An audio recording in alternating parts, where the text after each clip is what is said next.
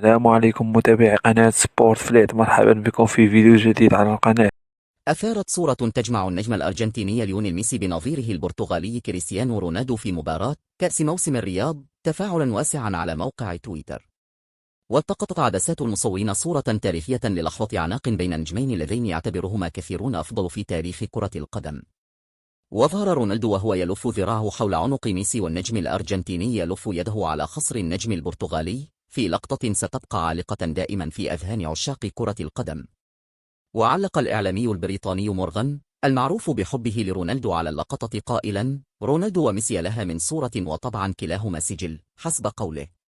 وكتب مغرد آخر تعليقا قال فيه: 20 سنة والشبيحة كل يوم هواش، وكل واحد يرفع بلاعبه ويقلل من الثاني بتغريدات وملخصات وإحصائيات. رونالدو وميسي أول ما يقابلون بعض. وفيما يلي بعض أبرز التغريدات: